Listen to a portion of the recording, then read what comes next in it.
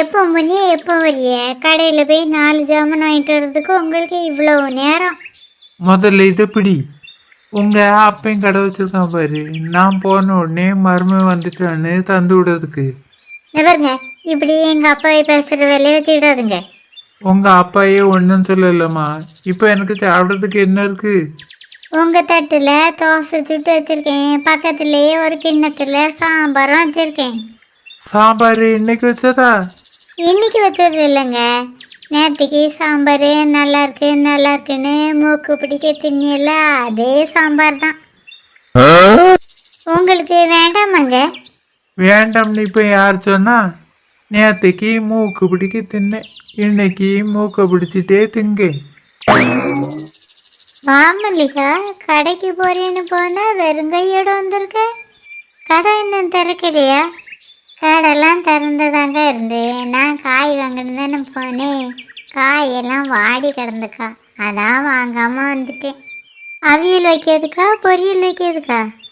இந்த மாதிரி கஷ்டப்பட்டவிய இந்த மாசத்துல அவியல் பொரியல்னு வச்சு திங்க முடியுமாக்கா?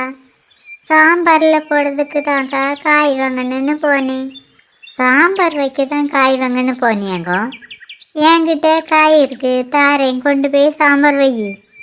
இருக்கட்டுக்கா, பரவாயில்ல, அப்புறமா கடைக்கு போய் காய் வாங்கிட்டு வந்து வைக்கேன். என்னம்மா கடைக்கு போய் காயை வாங்கி நீ எப்போ சாம்பாரை வைக்க? நான் சும்மா காய் தரேன்னு நினைக்காத மல்லிகா. என்கிட்ட உள்ள காயும் கடையில் வாங்கினது தான்.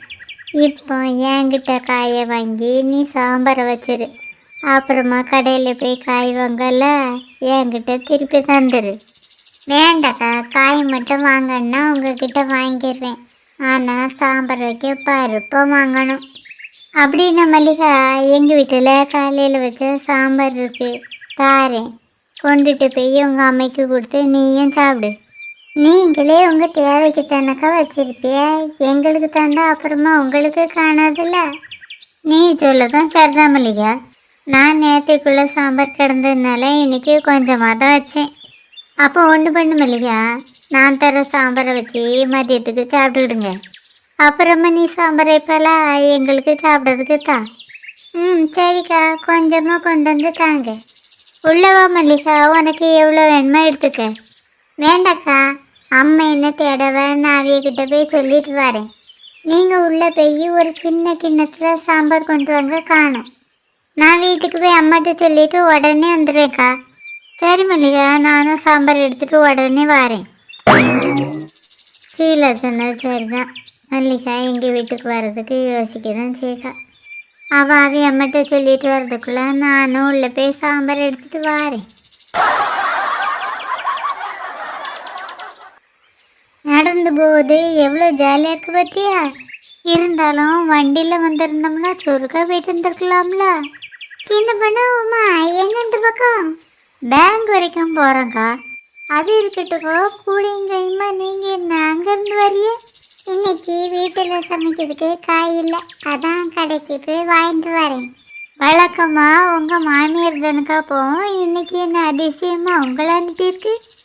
இன்னைக்கு எங்கள் அத்தை ரொம்ப பிஸி, அதான் என்னை அனுப்பிட்டாத.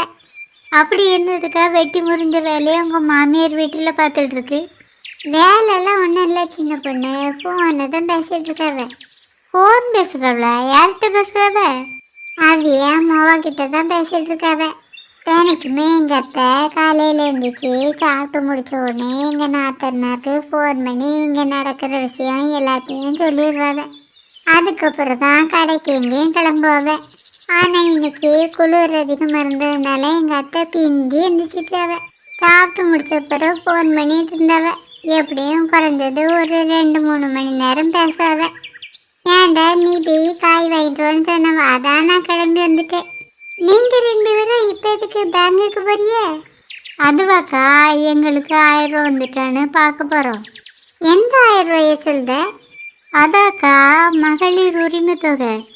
எங்களுக்கு மெசேஜ் வந்துருந்துக்கா, அதான் போய் பார்க்க போகிறோம். அப்போ எனக்கும் மெசேஜ் வந்திருக்கும்ல? ஆமாக்கா, வந்தாலும் வந்திருக்கோம். நீங்கள் உங்கள் ஃபோனை போய் செக்அப் பண்ணி பாருங்கள். நான் அதுக்கு என் ஃபோன் நம்பரை கொடுக்கல, எங்கள் அத்தை நம்பர்லாம் கொடுத்தேன். அப்போ வீட்டுக்கு போய் உங்கள் அத்தைகிட்ட இருந்து ஃபோனை வாங்கி பாருங்க. அது அவ்வளோ ஈஸியாக என்கிட்ட ஃபோனை தர்றதா சின்ன பொண்ணு. 1000 ரூபா வந்திருக்குன்னு சொல்லுங்கக்கா, உடனே ஃபோனை தந்துடுவேன். வேற வேணையே வேண்டாம். அப்படி மட்டும் நான் சொன்னேன்னு வச்சுக்க, ஏன்டா இருந்து அந்த பைசாவை பிடிங்கிட்டு விட்டுருவேன். அப்போ உங்கள் அத்தை சீரியல் பார்த்துட்டு இருக்க நேரம் பார்த்து எடுத்து பாருங்கக்கோ. அதான் செய்யணும். மெசேஜ் பார்க்க இந்த பயம் போய்விட்டீங்களாக்கா, நாளைக்கு பின்ன பைசா வந்து அதை நீங்கள் எடுத்து அந்த விஷயத்த உங்கள் அத்தைகிட்ட யாராவது சொன்னால் என்ன பண்ணுவிய? முதல்ல பைசா வரட்டும், அப்புறமா அந்த கிழவியை கவனிச்சுக்கிட்டேன். எனக்கோ பொசுக்குன்னு மாமியாரை பார்த்து கிழவின்னு சொல்லிவிட்டியே. வேற அது கிழவி இல்லாமல் குமரியா? என்னதான் இருந்தாலும் அதையும் உங்கள் அத்தை கொஞ்சம் மரியாதை கொடுத்து பேசுங்கக்கா. மரியாதை ஒன்று தான் அந்த கிழவிக்கு கேடு. இப்போ அக்கம் பக்கம் கொஞ்சம் பார்த்து பேசுங்க. எவ்வளவு இங்கேருந்து கேட்டுட்டு உங்கள் அத்தைட்டு சொல்லி கொடுத்துட்டு போடுறா. அக்கம் பக்கம் எவ்வளோ இல்லை, அதான் தைரியமாக பேசுங்க. அப்படிலாம் சொல்ல முடியாதுக்கோ. செவுத்து கூட காது உண்டுன்னு சொல்லவ. யாராவது செவுத்து மறைவில் நின்று கேட்டால் நீங்கள் என்ன பண்ணுவிய? ஒருவேளை அப்படி யாரை நின்று கேட்டு எங்கள் அத்தைகிட்ட போய் சொல்லி கொடுத்துருவாள்வளோ? அப்படி கூட நடக்கிறதுக்கு வாய்ப்பு இருக்குக்கா. அதனால் தெருவில் வச்சு பேசுறது சரியில்லை. நீ சொல்லறதும் சரிதான் சின்ன பொண்ணு. நான் வேற இதில் ரொம்ப நேரம் பேசிட்டு நிற்கேன். இதை வேற கேட்டுட்டு எவ்வளவு எங்கள் மாமியார்ட்ட இல்லாத போல சொல்லி கொடுத்து விடுவாளுவேன். சரி, நான் போயிட்டு வரேன். ஏ சின்ன பொண்ணு, இவியிட்ட கதை விட்டதில்ல, நம்மளுக்கு வேற நேரம் ஆயிட்டு. இதுக்கு தான் நான் உங்ககிட்ட அப்பவுமே வண்டியை கொண்டுட்டு வான்னு சொன்னேன். கிளவி மாதிரி புலம்ப ஆரம்பிக்காத, இங்கேருந்து ஓடிட வேண்டியதான். எப்படி ஓடணும் சின்ன பொண்ணு? வேற எப்படி? இப்படி தான். நீ மட்டும்தான் ஓடிவியோ? நானும் ஓடும்ல.